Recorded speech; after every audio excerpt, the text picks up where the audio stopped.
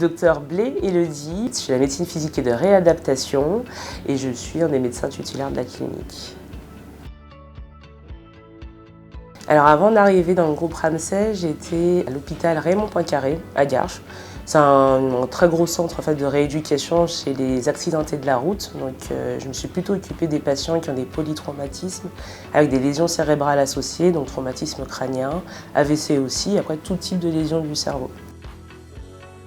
Du coup, j'ai fini mon activité à Garches parce que quand on fait notre internat, on peut faire 2 ans pour travailler après, pour bien se spécialiser.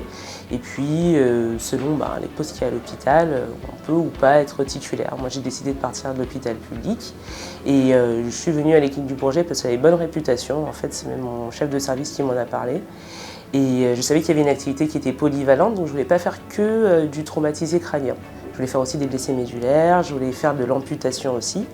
Donc du coup, je me suis dit, je vais trouver une clinique.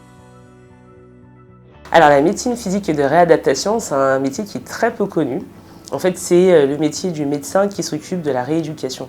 Donc c'est nous qui nous occupons de coordonner, de chapeauter la rééducation des patients. Quel que soit le type de pathologie à leur arrivée, il faut qu'un médecin rééducateur voie le patient. On fait donc le suivi à l'arrivée pendant l'hospitalisation. À la sortie, on les dirige aussi en hôpital de jour. Donc l'hôpital de jour, l'esprit, c'est de se dire que quand les patients sont à la maison, il faut continuer la rééducation pour savoir comment les choses se passent chez eux et pour recalibrer les choses à faire à la maison. Donc il y a toujours, on va dire, une marge de progrès ou des ajustements à faire quand on est à la maison. Et à la fin de l'hôpital de jour, les patients, on continue quand même de les suivre. Et c'est ça le changement avec le SMR et SSR, c'est que là, il faut les suivre quand même à la fin complète de la rééducation, en consultation classique, comme si on voyait son médecin traitant. Là, ici, on est majoritairement des médecins de physique et de réadaptation. On a aussi une cardiologue. Donc déjà, entre nous, si quelqu'un pose une question sur, on va dire, je sais pas, on a une question sur un problème urinaire, la cardiologue, elle viendra me voir parce qu'elle sait que je sais m'occuper de ça. Moi, si j'ai un problème sur le plan du rythme cardiaque, je sais que je peux aller facilement vers elle pour lui poser des questions. Donc déjà, entre nous, on travaille finalement en communauté.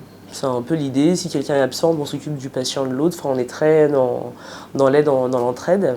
Et avec les rééducateurs, pareil, c'est-à-dire que si moi je leur pose une question, j'ai une idée de rééducation, je viens les voir directement, on voit avec eux comment le chapeauter. Par exemple, si je veux faire travailler la marche pour un patient qui a un AVC et qu'il a aussi des problèmes d'attention, je demanderai au kinésithérapeute de le voir. L'orthophoniste et la neuropsychologue. Et ça, en fait, c'est assez malléable, on peut changer de style de travail en cours de route, donc c'est toujours en interdépendance. Et s'il n'y a jamais de questions bêtes, une mauvaise idée, on teste et puis on voit si ça marche. Ça reste avantageux, alors il y a un bon équilibre de vie personnelle. Si on tombe malade, on est moins inquiet par rapport à la reprise d'activité. Là, maintenant, j'ai on va dire un emploi du temps que je peux aménager moi-même, donc on reprend le sport, bizarrement. Souvent, on a peur de pas être libre dans son activité quand on commence le salariat, ce n'est pas le cas. Moi, je fais les consultations que je veux, on prend le temps pour voir tel ou tel type de patient, on n'est pas pressé. Le projet médical, donc on a un rapport qui est plus direct, c'est-à-dire que si j'ai une idée sur une future activité, c'est un peu plus en circuit court, J'arrive directement avec mon médecin-chef, le directeur de la clinique et en fait, on peut développer des choses différentes. En fait, j'ai postulé spontanément. Je suis venue visiter d'abord à la clinique pour voir quelle est la structure, comment les choses sont organisées sur place, voir déjà mes futurs collègues. Ensuite, on a fait plutôt une montée en charge progressive sur mon activité, c'est-à-dire j'ai commencé d'abord par m'occuper des patients en hospitalisation complète.